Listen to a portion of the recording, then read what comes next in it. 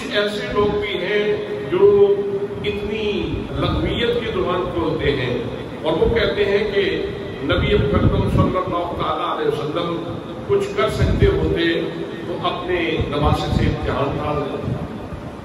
حضرت علی کو مشکل کشا کہتے ہیں، وہ اگر مشکل کشا ہوتے تو اپنے بیٹے سے امتحان ڈال دیتے۔ حضرت فاطمہ کچھ نہیں کر سکتی، حضرت علی کچھ نہیں کر سکتے، نبی کریم صلی اللہ تعالیٰ علیہ وسلم کچھ نہیں کر سکتے۔ ایسے لگتا ہے جیسے وہ اس تلاش میں تھے کہ ہمیں کوئی دلیل ہاتھ آئے اور ہم نبی کریم صلی اللہ تعالیٰ علیہ وسلم کی شان کو گھٹانے کی کوشش کریں۔ جب اللہ کریم اپنے محبوب صلی اللہ تعالیٰ علیہ وسلم کی شان بڑھانا چاہتا ہے تو کون ہے، کس کی جرت ہے کہ وہ حضور صلی اللہ تعالیٰ علیہ وسلم کی شان گھٹا سکے؟ اللہ نے اپنے نبی کی عزت کے جھنڈے بہت بلند کر دیے ہیں۔ آج کی اس نشست میں آپ کی خدمت میں یہی عرض کرنا چاہتا ہوں کہ میرے آقا کریم صلی اللہ تعالیٰ علیہ وسلم کیا کر سکتے تھے، کیا کر سکتے ہیں، اور آپ نے امام حسین رضی اللہ تعالیٰ عنہ آپ کے لیے دعا کیوں نہیں کی، امتحان کیوں نہیں ڈالا؟ برادران اسلام، ہجرت سے 5 سال پہلے کی بات ہے۔ نبی مقدم صلی اللہ تعالیٰ علیہ وسلم نے ابھی ہجرت نہیں فرمائی، 5 سال پہلے کی بات ہے۔ اہل مکہ، قریش مکہ مینا میں جمع ہوتے ہیں اور آج ان کی ڈیمانڈ یہ ہے کہ ہم نے یہاں پتھروں کو بولتے دیکھ لیا ہے، درختوں کو دوڑتے ہوئے دیکھ لیا ہے، ہم جس چیز کا مطالبہ کرتے ہیں یہ مطالبہ پورا ہو جاتا ہے۔ تو آج ان سے عجیب و غریب مطالبہ کرتے ہیں، زمین کے اوپر تو ان کا جادو چل جاتا ہے، آسمان پہ تو جادو نہیں چلے گا۔ تو انہوں نے ڈیمانڈ کر دی کہ ہم آپ کو نبی مان لیں گے، لیکن ہماری شرط یہ ہے کہ آپ چاند کے 2 ٹکڑے کریں، آپ چاند کے 2 ٹکڑے کریں۔ نبی مکرم صلی اللہ تعالیٰ علیہ وسلم نے یہ نہیں فرمایا کہ میں کچھ نہیں کر سکتا یا میرے بس کی بات نہیں ہے۔ اب چاند یہ کوئی ثابت کی چاکی تو نہیں ہے، یہ ثابت کا پیس تو نہیں ہے نا، یہ کوئی پتھر کا ٹکڑا تو نہیں ہے، چاند ہے۔ میرے آقا کریم صلی اللہ تعالیٰ علیہ وسلم نے ارشاد فرمایا اگر تم یہ منظر دیکھنا چاہتے ہو تو آج یہ بھی دکھا دیں۔ میرے آقا کریم صلی اللہ تعالیٰ علیہ وسلم نے اپنی انگلی کا اشارہ کیا، چاند 2 ٹکڑے ہو گیا، آدھا ٹکڑا ایک طرف تھا پہاڑ کے اور دوسرا ٹکڑا دوسری طرف تھا، چاند 2 ٹکڑے بھی ہو گیا اور پھر جا کے جڑ بھی گیا۔ جن لوگوں کو اللہ کریم نے ایمان کی علامت نصیب کر رکھی تھی ان کے دل کے آنگن میں تو خوشیوں کے قافلے اتر پڑے، لیکن جن کے دل میں تعصب تھا، عذاب کا بوجھ تھا، انہوں نے پھر بھی انکار ہی کیا۔ انہوں نے کہا بہت بڑا جادوگر ہے جس کا جادو آسمانوں میں بھی چل جاتا ہے۔ ادھر اللہ کریم نے ارشاد فرمایا اقتربت الساعۃ وانشق القمر، لوگوں قیامت قریب آ گئی، اور قیامت کی نشانیوں میں سے نشانی یہ تھی کہ چاند 2 ٹکڑے ہو جائے گا، اور میرے محبوب نے آج چاند 2 ٹکڑے کر کے نکال دیا۔ تو حضور صلی اللہ تعالیٰ علیہ وسلم کے اشارے سے، اب اشارہ کیا ہوتا ہے؟ اشارہ مہمی لکیر کو کہتے ہیں، مہمہ لکیر کو اشارہ کہتے ہیں۔ اشارہ کرنے سے ایک ہے کسی چیز کو ہاتھ ڈال کے اس کو توڑنا، وہ اور چیز ہے۔ نبی مقدم صلی اللہ تعالیٰ علیہ وسلم نے اشارہ کیا اور چاند 2 ٹکڑے ہو گیا۔ جس محبوب کے اشارے سے چاند 2 ٹکڑے ہو جاتا ہے اور اللہ کی مرضی سے ہوا ہے، اللہ کی مشیت سے ہوا ہے، جس محبوب کے اشارے کے اوپر چاند 2 ٹکڑے ہو جاتا ہے، اس محبوب کی زبان سے اگر دعا نکلتی اور امتحان ٹلنے کی دعا ہوتی تو امام حسین کا امتحان ضرور ٹل جاتا۔ لیکن یہاں مقصود کچھ اور تھا، یہاں امام حسین کی عظمت کو اجاگر کرنا مقصود تھا، اس لیے میرے آقا کریم صلی اللہ تعالیٰ علیہ وسلم نے دعا نہیں فرمائی۔ وہ منظر بھی چشم فلک نے دیکھا ہے کہ جب حضرت علی بن مرتضیٰ کی نماز غزوہ خیبر سے واپسی پہ رہ گئی تھی، حضور صلی اللہ تعالیٰ علیہ وسلم کا سر عظمت جناب مولا مرتضیٰ کی گود میں تھا، اور ادھر ان کی نماز عصر جب چلی گئی حضرت علی روئے آپ کی آنکھوں سے آنسو مصطفیٰ کریم صلی اللہ تعالیٰ علیہ وسلم کے چہرے کے اوپر گرے. میرے آقا نے آنکھ کھولی فرمایا علی رو کیوں رہے ہو؟ عرض کی یا رسول اللہ میری نماز چلی گئی. میرے آقا نے فرمایا قضا پڑھنا چاہتے ہو یا ادا پڑھنا چاہتے ہو؟ یا رسول اللہ میں تو قضا کا عادی نہیں ہوں، میں تو ادا کا عادی ہوں. میرے آقا کریم صلی اللہ تعالیٰ علیہ وسلم نے اپنے گورے گورے ید اللہ والے ہاتھ اٹھائے اور عرض کی اللہم ان علی کان فی طاعتک و طاعت رسولک. یا اللہ علی تیری اطاعت میں تھا اور تیرے رسول کی اطاعت میں تھا. بس یہ لفظ نکلنے کی دیر تھی ڈوبا ہوا سورج واپس وقت اصل بھی آ چکا تھا اور حضرت علی المرتضیٰ نماز پڑھ رہے تھے. حضرات محترم سورج بھی یہ کوئی دھاگوں سے اور یہ دب سے بنی ہوئی یہ چھاپی نہیں ہے جس پہ روٹی رکھتے ہیں. سورج سورج ہے اور ہماری زمین سے سائنسدانوں کے بقول یہ ہماری زمین سے 10 لاکھ گنا بڑا ہے، 10 لاکھ گنا بڑا ہے. اور آگ سے بھرا ہوا ایک علاقہ ہے اس کے اندر. میرے آقا کریم صلی اللہ تعالیٰ علیہ وسلم کے ہاتھ اٹھائے. اللہ نے اپنے نبی کے اٹھے ہوئے ہاتھوں کا کرم رکھا اور ڈوبا ہوا سورج واپس آ گیا. اگر کچھ نہیں کر سکتے تھے تو پھر ڈوبا ہوا سورج واپس کیوں آئے گا؟ اس کا مطلب یہ ہے کہ اللہ کے حضور اللہ کے نبی صلی اللہ تعالیٰ علیہ وسلم کا بڑا مقام ہے، بڑا مرتبہ ہے. جب میرے آقا کریم صلی اللہ تعالیٰ علیہ وسلم کی زبان کھلتی ہے، جب آپ کی زبان سے دعا کے کلمات نکلتے ہیں تو اللہ کریم زمانے کی نبض بدل کے رکھ دیتا ہے، حالات بدل کے رکھ دیتا ہے. لیکن یہاں حضرت امام حسین رضی اللہ تعالیٰ عنہ کا جو معاملہ ہے، یہاں امتحان مقصود تھا. یہاں امام حسین کی عظمت اجاگر کرنا مقصود تھی. اس لیے کہ جب تک امتحان نہیں ہوتے اتنی دیر تک نتیجے کا اعلان نہیں ہوتا. پتہ نہیں چلتا کہ بندہ کس وقت کا ہے، بندے کا لیول کیا ہے، بندے کی شخصیت کس لیول کی ہے. حضرت امام عالی مقام رضی اللہ تعالیٰ عنہ کے اوپر امتحان آیا، تلخیاں آئیں، مصائب آئے، مصیبتیں آئیں اور رخ بدل بدل کی آئیں، اپنا انداز بدل بدل کی آئیں. حسین نے ہر دفعہ صبر و ثبات کا مظاہرہ کیا اور زمانے کو بتا دیا کہ حسین کتنا بڑا امام حسین کتنے بڑے آدمی ہیں. حضرات محترم اگر کسی بچے کا والد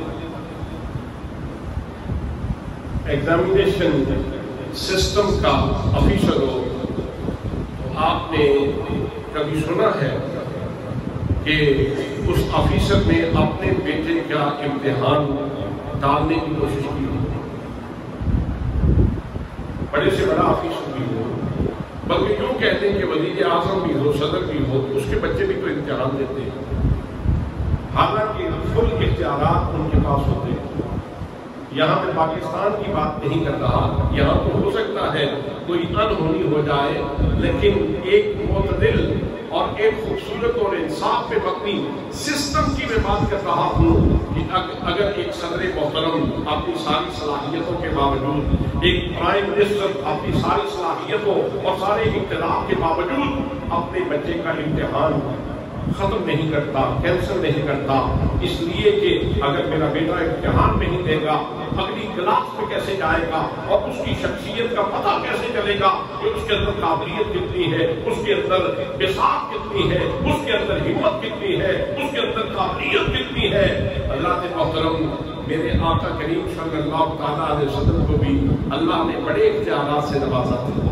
اختیارات تکوینیہ بھی عطا فرما رکھے تھے اور اختیارات تشریعیہ بھی عطا فرما رکھے تھے.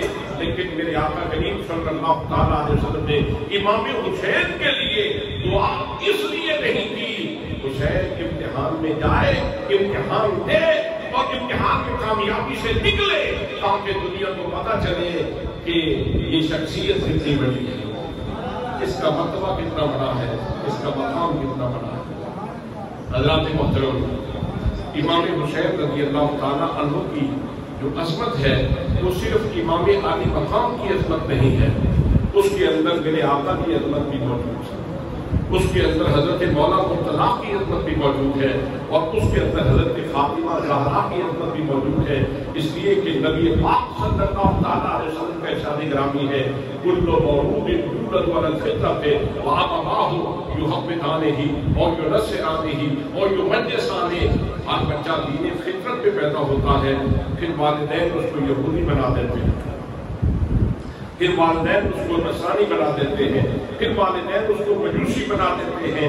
تو امام حسین کا امتحان اس لیے آیا تھا تاکہ دنیا کو پتہ چل جائے کہ والدین نے حسین کو کیا بنایا،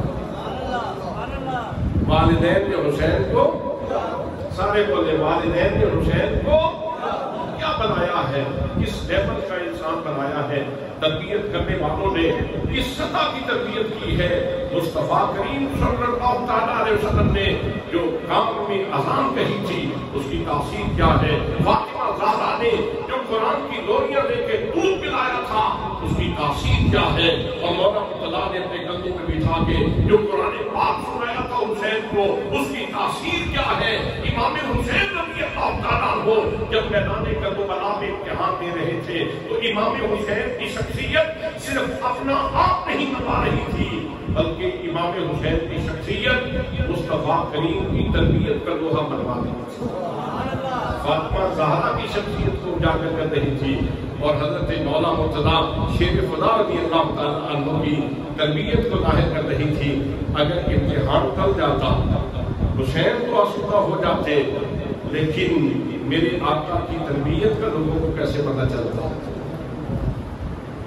حضرت فاطمہ زہرا کے دودھ کی تاثیر کا کیسے پتہ چلتا، اور حضرت علی المرتضیٰ نے جو قرآن پڑھ پڑھ کے اپنے بیٹے کو رنگ بھرا تھا اس کی شخصیت کے اندر، اس کا زمانے کو کیسے پتہ چلتا۔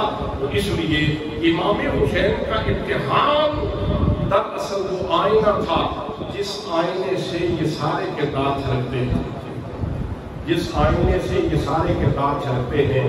حضرات محترم، اس وجہ سے بھی میرے آقا کریم صلی اللہ تعالیٰ علیہ وسلم نے دعا نہیں فرمائی۔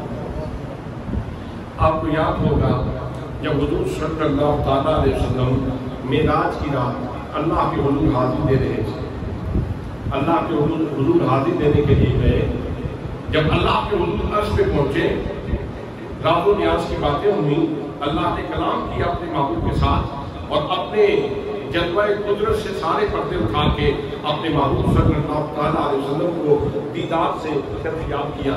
جب محبوب صلی اللہ تعالیٰ علیہ وسلم لوٹنے لگے، اللہ نے اپنے محبوب صلی اللہ تعالیٰ علیہ وسلم کو 50 نمازوں کا تحفہ عطا فرمایا،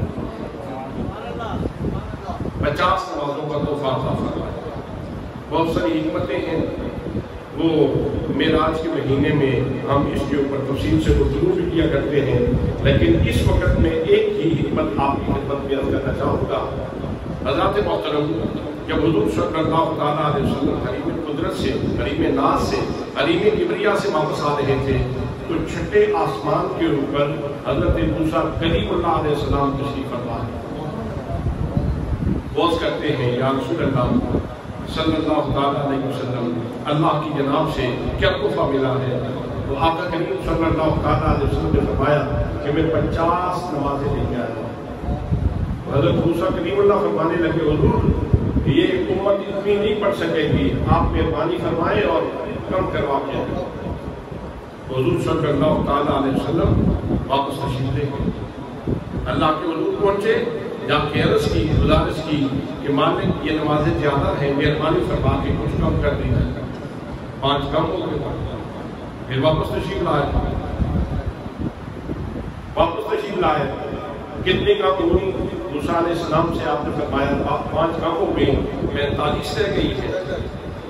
انہوں نے پھر عرض کی کہ حضور آپ مہربانی کریں پھر واپس چلیں، پھر جا کے عرض کی، اللہ کریم کو پتا تھا کتنی رہ جائے گی، اللہ کو تو سب پتا تھا کتنی رہ جائے گی، تو یہ 5 کر کے کیوں دی جا رہی؟ سبحان اللہ،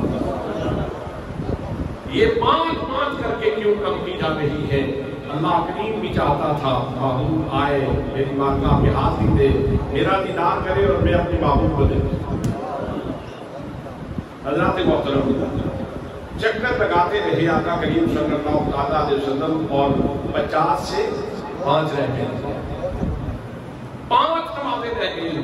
اب یہاں اگر انسان کی قوت مدرکہ کام کرتی ہو، قوت شعوریہ کام کرتی ہو، قوت عقلی کام کرتی ہو، دانش کام کرتی ہو، انسان کی بینش کام کرتی ہو، تو بات تو سمجھ آ جاتی ہے کہ مصطفیٰ کریم صلی اللہ علیہ وسلم کیا کچھ کر سکتے ہیں۔ حضرات کبھی مکان کے اوپر ہے، چھٹا آسمان کو مکان ہے اور اللہ کے حضور کو لامکان ہے، کبھی مکان کے اوپر ہے اور کبھی لامکان کے اوپر ہے، کبھی مکان کے اوپر ہے اور کبھی لامکان کے اوپر ہے، کبھی مکان کے اوپر ہے اور کبھی لامکان کے اوپر چلے جاتے ہیں، جو محبوب بغیر اجازت کے کبھی مکان اور کبھی لامکان کے اوپر چلا جاتا ہے۔ یہاں سے پتہ تو چل جانا چاہیے کہ اس کا اللہ کے حضور مقام کیا ہے، مرتبہ کیا ہے، وہ اپنے رب سے کیا کچھ منگوا سکتا ہے۔ حضرات محترم، میرے آقا کریم صلی اللہ علیہ وسلم درخواست کرتے رہے اور نمازیں کم ہوتی چلی گئی۔ کتنی رہ گئی؟ 5۔ لیکن کیوں کم ہوئی؟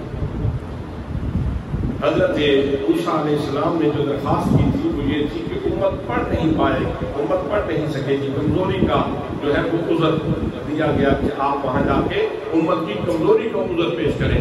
حضرات محترم، اس کا مطلب یہ ہے کہ کمزوری کا بہانہ اللہ کے حضور پیش کیا گیا اور اس پر اللہ نے مہربانی فرمائی اور نمازیں 5 ہو گئیں۔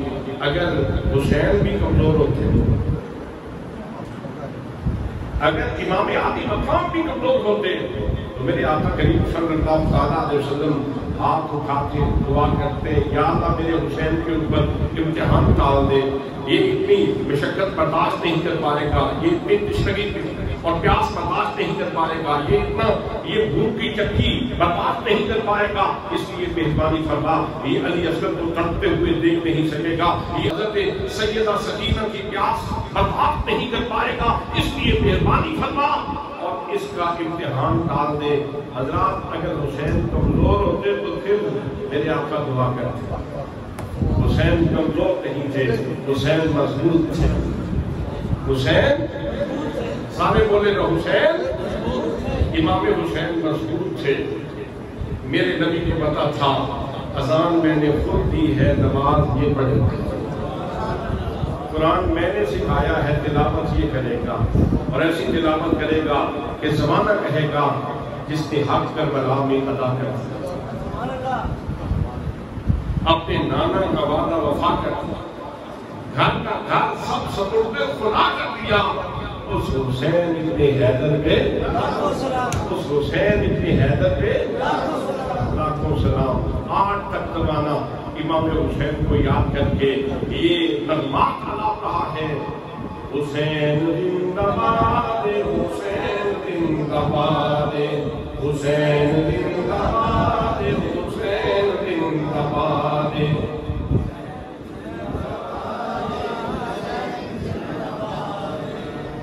چونکہ میرے آقا نے خود تربیت فرمائی تھی، حسین کمزور نہیں تھے، اگر کمزوری کا احساس ہوتا تو پھر دعا کرتے، کیونکہ مضبوط تھے، اس لیے چاہتے یہ تھے کہ ہم نے جو رنگ بھرے ہیں یہ کسی موقع پہ نظر بھی تو آئے نا، تو کربلا میں یہ میرے آقا کریم صلی اللہ علیہ وسلم کا وہ پھول تھا جس کی خوشبو کربلا میں زمانے نے سنی، یہ وہ موتی تھا جس کی چمک زمانے نے دیکھی، امام حسین رضی اللہ تعالیٰ عنہ کی چمک زمانے نے دیکھی اور سب نے امام حسین کی بارگاہ میں خراج عقیدت پیش کیا، اور جتنی گھڑیاں گزرتی جا رہی ہیں اور زمانہ سفر کر رہا ہے، امام حسین رضی اللہ تعالیٰ عنہ کی بارگاہ میں خراج عقیدت و محبت پیش کیا جا رہا ہے۔ علماء نے ایک اور بات بھی لکھی کہ اللہ کریم خریدار ہے، بلکہ قرآن مقدس میں ہے ان اللہ اشتری من المؤمنین انفسهم واموالهم بان لهم الجنہ۔ اللہ فرماتا ہے بے شک میں خریدار ہوں مومنوں کا، مومنوں کی جانوں اور مالوں کا خریدار ہوں، اور اس کے بدلے میں ان کو جنت عطا فرماؤں گا۔ حضرات محترم، اگر کوئی بندہ اپنا ناقص سونا لے کر مارکیٹ میں آ جاتا اور صراف سے سنارے سے کہے کہ یہ میرا سونا خرید لو، اس کا عوض دے دو، اس کا ثمر دے دو۔ اگر تو اس کا سونا خالص ہوگا تو پھر تو وہ اطمینان میں ہوگا، لیکن اگر سونے میں کھوٹ ہوگا، سونے میں کمزوری ہوگی، ملاوٹ ہوگی، وہ کہے گا یار میں جلدی بہت ہے، میں نے جانا بہت دور ہے، میرے کام بہت سارے ہیں، میری فلاں مصروفیات ہیں، آپ ذرا مہربانی کریں، ذرا جلدی کریں۔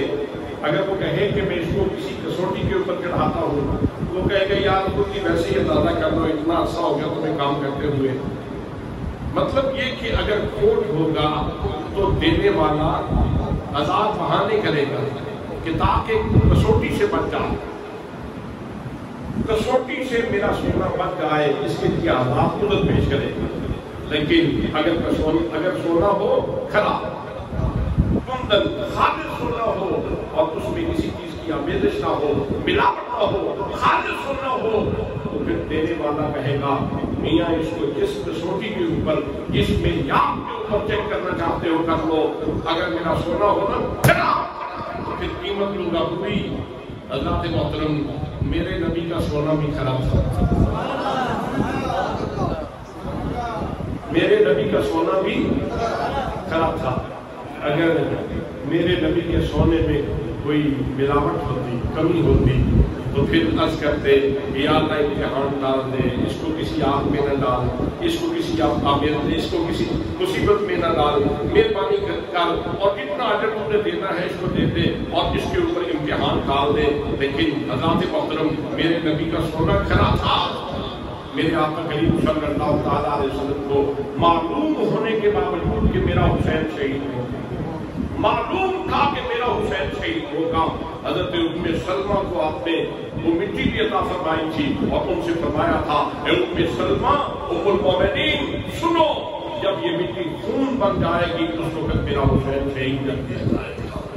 پتا تھا، لیکن میرے آقا کریم صلی اللہ تعالیٰ علیہ وسلم نے امتحان کے ڈرنے کی دعا نہیں کی، بلکہ جب بھی دعا کی ہے تو یہ دعا کی ہے اللہم آت الحسین صبرا واجرا، یا اللہ میرے حسین کو صبر بھی عطا فرمانا اور میرے حسین کو اجر بھی عطا فرمانا، میرے حسین کو صبر بھی عطا فرمانا اور میرے حسین کو اجر بھی عطا فرمانا۔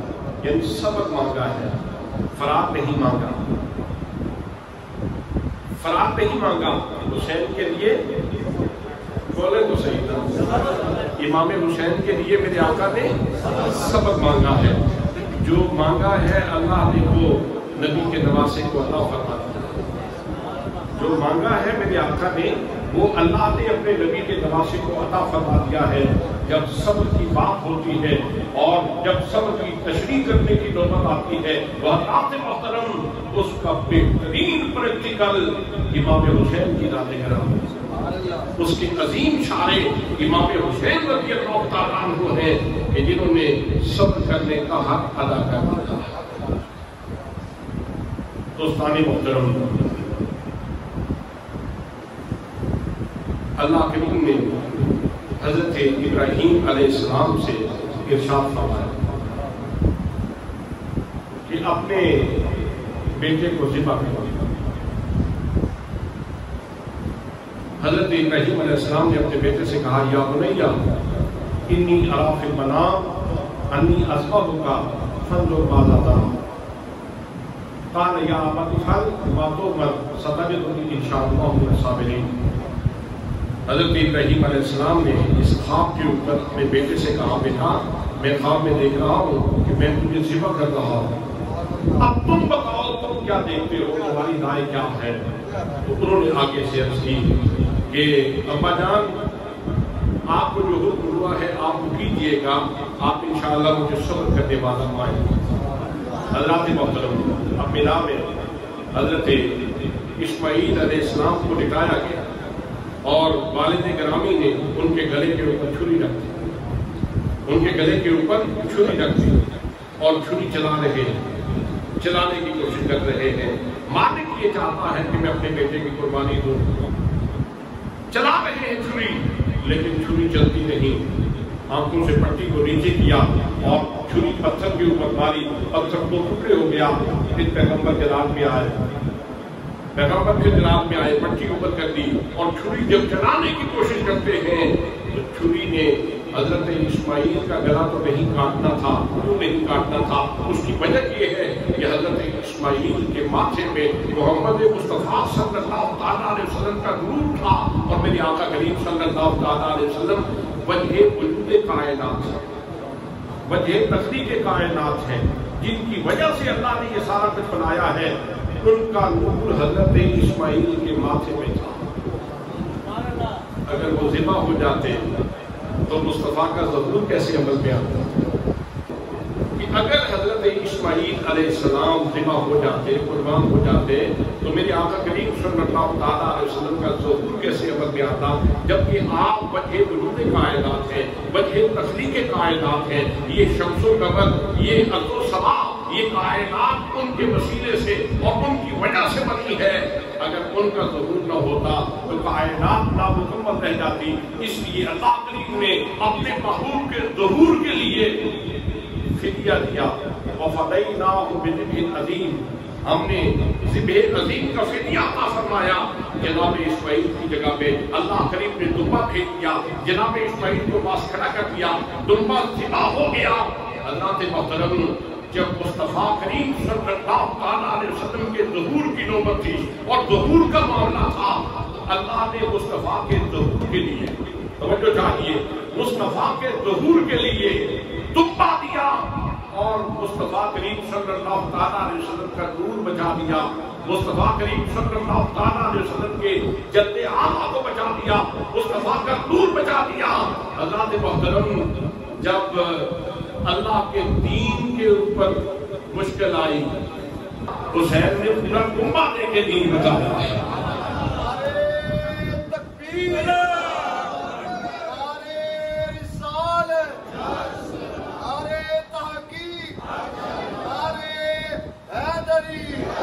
کربلا کا شاہ حسین، کربلا کا شاہ حسین، کربلا کا شاہ حسین، علماء اہل سنت۔ برادران اسلام، یہاں ایک اور بات بھی آپ کی خدمت میں عرض کروں۔ اللہ کا حکم ہے کلو نفس ذائقۃ الموت، ہر نفس نے موت کو چکھنا ہے، ہر نفس نے موت کو، جو بھی یہاں آیا ہے اس نے بالآخر یہاں سے جانا ہے۔ تو چلے تو جانا ہے، کتنے لوگ آئے تو چلے گئے، کوئی بخار کی وجہ سے، کوئی پیٹ درد کی وجہ سے، کوئی کینسر کی وجہ سے، کوئی ٹی بی کی وجہ سے، کوئی فالج کی وجہ سے، کوئی کسی مرض کی وجہ سے، کوئی کسی مرض کی وجہ سے، اور اگر کوئی مرض بھی نہ لگے تو بڑھاپا تو خود وہ تمام بیماریوں کی جڑ ہے۔ جدوں وقت بڑھاپا آیا جاگ پہیاں سو پیڑا، محمد بخشا ان کام نہیں کر دیا سونف دیوین علینا۔ یہ بڑھاپا جب آ جاتا ہے تو یہ ساری بیماریوں کا میزبان بن جاتا ہے، کہتا ہے آؤ اس کے اوپر حملہ کرو، میں تمہارا میزبان کرتا ہوں۔ تو حضرات، اس جہان سے جانا ہے، میں نے بھی جانا ہے، آپ نے بھی جانا ہے، ہمارے آباء و اجداد چلے گئے۔ ایک ہے بخار کے ساتھ چلے جانا، ایک ہے ٹی بی کے ساتھ، فالج کے ساتھ چلے جانا، اور ایک ہے جام شہادت پی کر یہاں سے جانا، ایک ہے جام شہادت پی کر اس جہان فانی سے جانا۔ تو شان والا جانا تو وہ ہے جو جام شہادت پی کے جاتے ہیں۔ نبی مقدم صلی اللہ تعالیٰ علیہ وسلم نے ارشاد فرمایا، جب بندہ شہید ہوتا ہے، جب بندہ شہید ہوتا ہے تو اللہ کریم اپنے جمال مطلب سے پردے اٹھا دیتا ہے اور اس کو بیدار کرواتا ہے۔ اس کے جسم کے اوپر تلواریں چل رہی ہوتی ہیں اور دشمن کے وار ہو رہے ہوتے ہیں، لیکن اس کو صرف اتنا ہی محسوس ہوتا ہے جتنا چیونٹی کاٹنے کی تکلیف ہوتی ہے۔ حضرات محترم، اب جتنا کسی کا معیار بلند ہوگا، ظاہر ہے اس کا اجر بھی اتنا ہی بڑا ہوگا، جتنا امتحان بڑا ہوگا، جتنی ابتلا بڑی ہوگی، جتنی آزمائش بڑی ہوگی، اتنا جو ہے وہ اجر بھی زیادہ ہوگا تو میرے آقا کریم صلی اللہ تعالیٰ علیہ وسلم اگر ہاتھ اٹھاتے دعا فرماتے امتحان تو ٹل جاتا، لیکن بالآخر پھر بھی تو حسین نے اس جہان فانی سے جانا ہی تھا، تو میرے آقا نے دعا اس لیے نہیں کی، حسین نے جانا تو ہے ہی اس جہان سے۔ میرے آقا چاہتے یہ تھے کہ جب حسین تحریر دنیا سے قدم اٹھا کر تحریر برزخ میں رکھے، اللہ کریم اپنے جمال مطلب کے سارے پردے اٹھا کے حسین کو دیدار سے ساتھ کام کرتا۔ اور حضرت عبداللہ ابن عباس رضی اللہ تعالیٰ عنہ آپ نے خواب میں دیکھا کہ حضور نبی کریم صلی اللہ تعالیٰ علیہ وسلم کی زیارت ہوتی ہے اور آپ کے جسم مبارک کے اوپر گرد پڑتی ہے اور آپ کے ہاتھ میں ایک شیشی ہے جس کے اندر خون ہے۔ تو آپ پوچھتے ہیں کہ یا رسول اللہ یہ کیا معاملہ ہے؟ تو میرے آقا کریم صلی اللہ تعالیٰ علیہ وسلم ارشاد فرماتے ہیں شہید تو قتل حسین آنے خواہ، شہید تو قتل حسین آنے خواہ۔ کیا پوچھتے ہو؟ میں ابھی حسین کریم کے مقتل سے آ رہا ہوں، میں ابھی حسین کریم کے مقتل سے آ رہا ہوں، اور یہ کربلا کے شہیدوں کا خون ہے جو میرے پاس موجود ہے۔ اس کا مطلب یہ ہے کہ امام عالی مقام جب اس دنیا سے جا رہے ہیں تو بہت سارے لوگ یہاں سے جاتے ہیں اور فرشتے ان کا استقبال کرتے ہیں شہیدوں کا، لیکن حسین وہ خوش بخت ہے اور حسین کا قبیلہ اور حسین کی آبان و انصار جو شہید ہوئے وہ خوش بخت لوگ ہیں کہ جن کا استقبال صرف فرشتوں نے نہیں کیا، ان کا استقبال نبیوں کے امام نے بھی کیا ہے۔ اگر دعا کرتے امتحان ٹل جاتا، لیکن اس شان کی موت تو نہ آتی، اس شان کی موت تو نہ آتی۔ تو میرے آقا کریم صلی اللہ تعالیٰ علیہ وسلم چاہتے تھے کہ اس جہان فانی سے جب میرا حسین جائے تو جیسے عالم ارواح سے شان کے ساتھ یہاں آیا ہے اور آتے ہی اس کو فاطمہ زہرا کی گود نصیب ہوئی ہے اور مصطفیٰ کریم صلی اللہ تعالیٰ علیہ وسلم کا گھرانہ نصیب ہوا ہے، جیسے عالم ارواح سے یہاں عالم دنیا میں شان سے حسین آیا ہے، ایسے ہی جب عالم دنیا سے دہلیز برزخ کے اوپر قدم رکھے تو پھر بھی حسین شان سے جائے، پھر بھی حسین شان سے جائے۔ اس لیے میرے آقا کریم صلی اللہ تعالیٰ علیہ وسلم نے دعا نہیں کی اور امتحان نہیں تھا۔ ایک بات اور بھی سن لیں، میرے پاس 3-4 منٹ باقی رہتے ہیں۔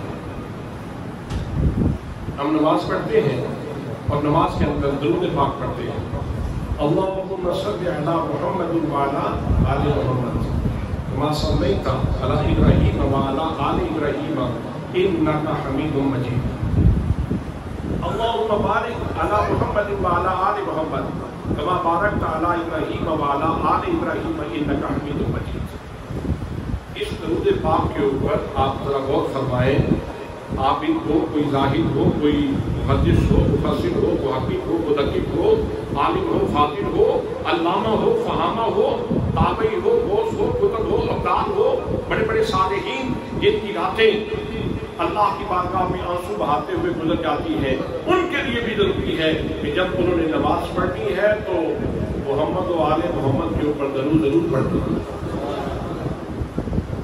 اب یہاں جو دعا ہم کرتے ہیں یہ درود کی وہ دعا، اس کا ترجمہ سنیں، اللہم اے اللہ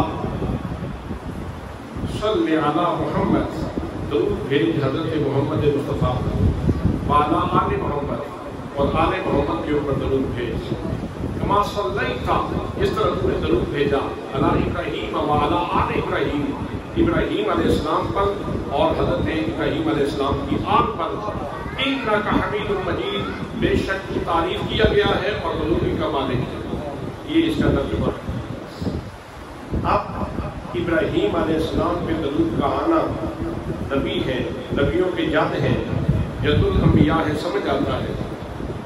آل ابراہیم کے اوپر درود کا آنا سمجھ آتا ہے، آپ کی اولاد میں کثرت سے انبیاء کرام ہیں، اور نبی کریم صلی اللہ تعالیٰ علیہ وسلم کے اوپر درود کا آنا یہ سمجھ آتا ہے کہ آپ نبیوں کے امام ہیں۔ یہ جو آل محمد ہے اس کے اوپر درود کیوں آ رہا ہے؟ وہ جو ہے آل محمد کے اوپر درود کیوں آ رہا ہے؟ اگر یہ مارکا نہ ہوتا تو پھر زمانہ یہی سمجھتا کہ یہ اصل میں شفقت پدری ہے. یہ شفقت پدری کی وجہ سے اپنی اولاد کے اوپر آپ نے کرم کے دروازے کھولے. شفقت پدری کی وجہ سے مہربانی ہوئی. شفقت سمجھ آ رہی آپ؟ اولاد تھی نا تو اولاد کے لیے ہر بندے کا دل پسیج جاتا ہے. تو اسی داعیہ محبت کی وجہ سے پیغمبر اعظم کا دل بھی پسیج گیا اور انہوں نے اپنی اولاد کو جو ہے وہ دلوں کے تحفے امت سے دلوائے. تو یہ شفقت پدری کی وجہ سے ایسا ہوا ہے. اگر مارکا نہ ہوتا تو پھر مفہوم یہ بیان کیا جاتا. لیکن جب مارکا ہوا اور حسین کربلا میں ڈٹے رہے. کس کے لیے ڈٹے رہے؟ اللہ کے دین کے لیے. اللہ کے سب بولے ایک دفعہ اللہ کے دین کے لیے، پیغام اسلام کے لیے، اللہ کے جھنڈے کی بلندی کے لیے ڈٹے رہے. نام کے لیے نہیں، نمود کے لیے نہیں، دکھلاوے کے لیے نہیں، تسلوں کے لیے نہیں، بڑا بننے کے لیے نہیں، اللہ کے دین کے لیے ڈٹے رہے، اللہ کے اسلام کے لیے ڈٹے رہے، اللہ کے جھنڈے کی بلندی کے لیے ڈٹے رہے. حسین نے اپنے عمل سے ثابت کر دیا شفقت پدری بھی یہ مجھے حاصل ہے. میں شفقت پدری سے محروم نہیں ہوں، لیکن لوگوں پڑھ لو درود میرے اوپر تمہارا پڑھنا حسین کا حق بنتا ہے. نعرے تکبیر، نعرے رسالت، نعرے تحقیق، نعرے حیدری، کربلا کا شاہ حسین، کربلا کا شاہ حسین، کربلا کا شاہ حسین. حسین اگر نہ شہید ہوتا آج گھر گھر یزید ہوتا. حسین اگر نہ شہید ہوتا تو آج گھر گھر یزید ہوتا. نبی کی سنت بیان نہ ہوتی، خدا کے گھر میں اذان نہ ہوتی. خدا کے گھر میں اذان نہ ہوتی. آج یہ جو اذانیں ہو رہی ہیں، یہ صبح شام جو اللہ کی کبریائی کے نغمات سنتے ہو، یہ حسین کریم نے اس کے لیے خون پیش کیا ہے. اپنے قبیلے کا خون پیش کیا ہے، اپنے بچوں کا خون پیش کیا ہے. ایمان کو اعجاز بیانی دے دی، ایمان کو اعجاز بیانی دے دی، اسلام کے دریا کو روانی دے دی. خون علی اکبر کے لہو سے شبیر قانون محمد کو جوانی دے دی. خون علی اکبر کے لہو سے شبیر قانون محمد کو جوانی دے دی. حضرات محترم امام عالی مقام رضی اللہ تعالیٰ عنہ، آپ کا امتحان اگر ٹل جاتا تو اسلام کی بہت ساری خوبصورتیاں نمایاں نہ ہوتی. بہت ساری خوبصورتیاں نمایاں نہ ہوتی. اسلام کی کتنی قدریں ایسی ہیں جو امام حسین رضی اللہ تعالیٰ عنہ نے نمایاں کی ہے، دکھلائی ہے. اسلام میں صبر کیا ہے، ثبات کیا ہے، اور کتنی قدریں ایسی ہیں جو امام عالی مقام نے زمانے کو سمجھائی ہیں. حضرات محترم، تو اس موقع پہ بعض لوگ یہ کہنا شروع کر دیتے ہیں نبی کچھ کر سکتے ہوتے تو اپنے نواسے کا امتحان ٹال دیتے، علی کا کچھ کر سکتے ہوتے تو اپنے بیٹے کا امتحان ٹال دیتے. بھائی امتحان ٹالنا مقصود ہی نہیں تھا، حسین کا کردار دکھلانا مقصود تھا. حسین کا کردار دکھانا مقصود تھا. بس آخری بات دس کر دوں، اللہ کریم کا وعدہ ہے اپنے نبیوں کے ساتھ، اِنَّا لَنَنْصُرُ رُسُلَنَا، کہ ہم اپنے رسولوں کی مدد کرتے ہیں اور رسولوں کی مدد کریں گے. اب ایک طرف یہ آیت ہے اور دوسری طرف قرآن مقدس کی آیت ہے وَيَقْتُلُونَ النَّبِيِّينَ بِغَيْرِ حَقٍّ، کہ بنی اسرائیل کے لوگ پیغمبروں کو ناحق قتل کیا کرتے تھے. اب یہاں کوئی سوال اٹھائے اور یہ کہے کہ عجیب ہے، یہ اچھی مدد ہے کہ ادھر پیغمبروں کو شہید کیا جا رہا ہے اور اللہ فرماتا ہے میں مدد کرتا ہوں. تو کیا یہاں اللہ کو بے بس ثابت کرنے کی کوشش کی جائے کہ نبیوں کی شہادت کو دیکھ کر؟ حضرات محترم، نہ وجہ یہ ہے کہ شہادت ایک اعزاز، شہادت ایک انعام ہے. ایک اعزاز ہے انعم اللہ علیہ من النبیین والصدیقین والشہداء والصالحین، شہادت ایک انعام ہے، اور نبیوں سے جو اللہ نے وعدہ کیا ہے میں تمہاری مدد کروں گا، وہ اللہ نے اپنے نبیوں سے یوں وعدہ کیا ہے کہ مدد میری ہوگی اور تم مقام شہادت میں فائز ہو جاؤ، تمہیں یہ مقام شہادت مل جائے گا۔ حضرات محترم ایسے ہی حسین غریب کے لیے بھی مقام شہادت کی اعزاز تھا، میرے نبی کی مدد سے، جناب علی کی مدد سے، جناب زہرا کی مدد سے امام حسین کو مقام شہادت نصیب ہوا، اور بڑی شان سے نصیب ہوا، بڑی کرامت سے نصیب ہوا ہے، بڑی بزرگی سے نصیب ہوا ہے۔ حسین تو شہید ہے جس نے نوک کے نیزہ کے اوپر قرآن مقدس کی تلاوت کر کے یہ بتایا ہے کہ میرا رب جو کہتا ہے نا کہ شہید کو مردہ نہ کہو، دیکھ لو میں زندہ ہوں، دیکھ لو میں زندہ ہوں، میرا رب سچا ہے، میرا رسول سچا ہے، میرا قرآن سچا ہے۔ حضرات محترم، آج کی اس فکری اور علمی مجلس میں میں نے ایک سوال کے چند جوابات آپ کی خدمت میں عرض کیے ہیں، اگر آپ اس کو یاد رکھیں گے، اس کو بار دیگر سن لیں گے تو آپ کے لیے یہ نفع بخش ہوں گے۔ بڑے شافی و کافی جواب ہیں ان لوگوں کے جو یہ کہتے ہیں کہ نبی کا کچھ نہیں سکتے، نبی کو کچھ کر سکتے ہوتے تو اپنے نواسے کو بچا لیتے۔ دعا ہے کہ اللہ کریم ہمارے عقیدے کو بھی مضبوطی عطا فرمائے اور ہمارے عمل کو بھی خوبصورتی نصیب فرمائے۔ ہمارے